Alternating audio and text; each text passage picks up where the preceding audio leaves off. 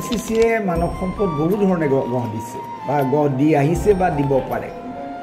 মই এটা উদাহৰণ দিছোঁ যে এটা ৱেল ডিচিপ্লিন আৰু পাংচুৱেল লাইফ বা জীৱন কেৱল ছাত্ৰ ছাত্ৰীয়ে নহয়, গোটেই মানুহৰ আমৃত্যু এইটো থাকিব লাগিব। আমাৰ ছাত্ৰ ছাত্ৰীসকলৰ ডিচিপ্লিন, পাংচুৱেলিটি, সামাজিক দায়িত্ব, যিটো ছ'চিয়েল ৰেছপনচিবিলিটি, এই গোটেইকেইটা কথা এই NCCত আছে। NCCটো এটা যথেষ্ট ডাঙৰ আমাৰ ভাৰতৰ সংগঠন। প্ৰথম কথা হ'ল NCCক মানে লাৰ্জেষ্ট ইউথ অৰ্গেনাইজেশ্যন বুলি কোৱা হয়।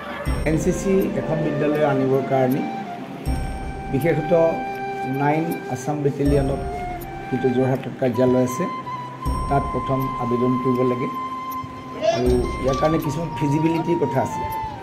কোন ক্লাছৰ পৰা কিহলৈ আছে, কিমান সংখ্যক ছাত্ৰ ছাত্ৰী আছে। NCC ফুল ফৰ্মটো সকলোৱে জানে, নেশ্যনেল কেডেট ক'ৰ। হয় আৰু NCC আমাৰ বিদ্যালয়ত প্ৰায় 2017 চনমানৰ পৰাই আছে। আমাৰ প্ৰথম কনচেং বৰুৱা বুলি আমাৰ এজন সহ শিক্ষক আছিলে লাগে, আৰু কনচেং বৰুৱা সঁচাকৈ বৰ আগ্ৰহী আছিল। তেখেতৰ দিনতে এই কামটো আমাৰ আৰম্ভ হৈছিল। তেতিয়া আমাৰ অধ্যক্ষা আছিল মঞ্জুলা সন্দিকৈ। তাৰ আগতে মোৰ আগত কেইবাজনো আমাৰ বিদ্যালয়ৰ শিক্ষকে NCC দায়িত্ব লৈ গ'ল। 2021 চনৰ পৰা মই বৰ্তমান বিদ্যালয় NCC দায়িত্ব লৈ আছোঁ আৰু যিখিনি পাৰিছোঁ ল'ৰা ছোৱালীবোৰ শিকাইছোঁ। আৰু NCCক আমি সাধাৰণতে ছেকেণ্ড লাইন অফ ডিফেন্স বুলি কোৱা হয়। মানে আমাৰ যিখিনি ফাৰ্ষ্ট লাইন অফ ডিফেন্স সেইখিনি হ'ল আমাৰ যিখিনি অস্ত্ৰ শস্ত্ৰধাৰী যিখিনি সেনা, আমাৰ সেনা বাহিনী, তেওঁলোকৰ পাছতে NCCক স্থান দিয়া হয়। আৰু সেইকাৰণে NCC মানে এটা বৰ ভাল অৰ্গেনাইজেশ্যন। দ্বিতীয় কথাটো হ'ল কি, এপ্লাই কৰি যেতিয়া আমি ইয়াৰ ফিজিবিলিটি, ছাত্ৰ ছাত্ৰীৰ সংখ্যা বা ইয়াত এই কামটো কৰিব পৰাৰ সুবিধা আছেনে নাই, তেনেকৈ এপ্লাই কৰাৰ পিছত আৰু বিশেষকৈ এজন আগ্ৰহী CTO হ'বৰ কাৰণে, তেওঁলোকৰ ল'ৰা ছোৱালী ইনষ্ট্ৰাক্টৰ হ'বৰ কাৰণে, যিটোক CTO বুলি কয় তেখেতসকলৰ ভাষাত, তেনেকৈ এজন আগ্ৰহী মানুহ লাগে। আৰু ভলণ্টিয়াৰ ছাৰ্ভিচ, এইটো এটা ভলণ্টিয়াৰ ছাৰ্ভিচ মানে ধৰি লওক ইয়াত কোনো আপোনাৰ বাধা বা কাৰোবাক মানে বাধ্য কৰি আমি NCCত অনা নহয়। প্ৰথম কথা তেওঁলোকে স্বইচ্ছা আহিব লাগিব আৰু ইয়াত ভলণ্টিয়াৰলি ছাৰ্ভিচ দিব লাগিব। মানে কথাটো এনেকুৱা, কাৰোবাক যে কিবা অৰ্ডাৰ দিলে কাম কৰিব তেনেকুৱা কথা নহয়। যি সমাজৰ কাৰণে কিবা কৰিবলৈ ইচ্ছা, যাৰ মানে স্বইচ্ছাই কৰাৰ ক্ষমতা আছে, তেওঁলোকেহে NCCত আচলতে জইন কৰিব লাগে। ফ'ৰ্চফুলি মই কিবা এটা পাম বুলি NCCত জইন কৰিলে বিশেষভাৱে কোনো সফল হ'ব নোৱাৰে। এবছৰত 50জনকৈ ছাত্ৰ ছাত্ৰী এই NCC কেডেট হিচাপে এনৰোল কৰা হৈছিল আৰু ইয়াৰ পিছত দ্বিতীয় বৰ্ষত আকৌ তেনেকৈ 50জন এনৰোল কৰা হয়। এই এনৰোলমেণ্টটোত অৱশ্যে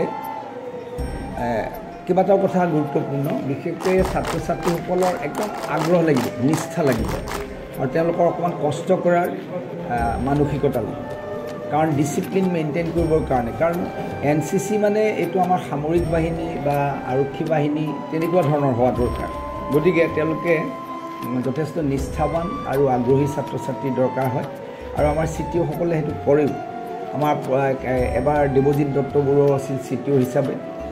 এনেকৈ আমাৰ গোটেই কামবিলাক ভাল দেখি, আমাৰ প্ৰচেছটো ভাল দেখি আমাক এই বস্তুটোৰ কাৰণে তেওঁলোকৰ ইনষ্ট্ৰাক্টৰো আহে স্কুলত শিকাবলৈ।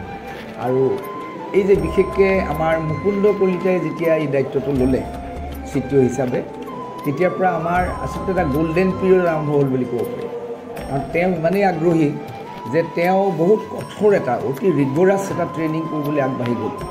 এই ট্ৰেইনিংটোৰ কাৰণে তেখেতে মহাৰাষ্ট্ৰৰ নামটো মই পাহৰি গৈছোঁ, কামটি বুলি এখন ৰিচাৰ্চ একাডেমি আছে, সেই একাডেমিত তেওঁ অতি নিষ্ঠাৰে ঘৰ সংসাৰৰ কথা বাদ দি, অকণমানি ল'ৰা এটা আছে, এইটো মই ব্যক্তিগতভাৱে কৈছোঁ, তাৰ ইমান কষ্ট কৰি ৰিগৰাছ ট্ৰেইনিং, তাৰ অৱশ্যে এতিয়াও ভিডিঅ' আছে, ফটো আছে, এতিয়াও দেখিলে ভাল লাগে।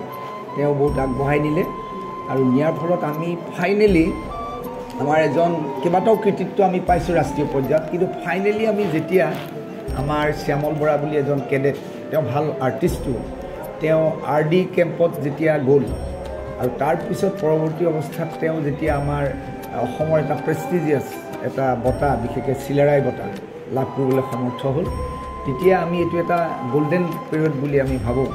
আৰু মই সেইকাৰণে আগৰ CTO কেইজন আৰু পৰৱৰ্তী সময়ত আমাৰ যামিনী মোহন বৰুৱাই বহুতখিনি এই ক্ষেত্ৰত কৰিছিল মই তেখেতৰ নামো আগত নক'লোঁ যদিও কৈছোঁ কিন্তু মুকুন্দ কলিতা এতিয়া তেখেতেই আমাৰ CTO হৈ আছে তেখেতে ট্ৰেইনিংটোৰ পিছত ANO বিশেষ এটা বিষয়া পৰ্যায়ৰ তেখেতে এটা ৰেংক পালে আৰু অতি নিষ্ঠাৰে তেওঁ কাম কৰি আছে বিভিন্ন ধৰণৰ কেম্প হয় এই কেম্পবিলাকলৈ যোৰহাটলৈ বা বেলেগলৈও আমাৰ বিহাৰলৈও আমাৰ ল'ৰা ছোৱালী গৈছে ANO কলিতাৰ কাৰণে মুকুন্দ কলিতাৰ কাৰণে বহুত আগবাঢ়ি গৈছে মই সকলোকে বিদ্যালয় কৰ্তৃপক্ষৰ তৰফৰ পৰা ধন্যবাদ জ্ঞাপন কৰিছোঁ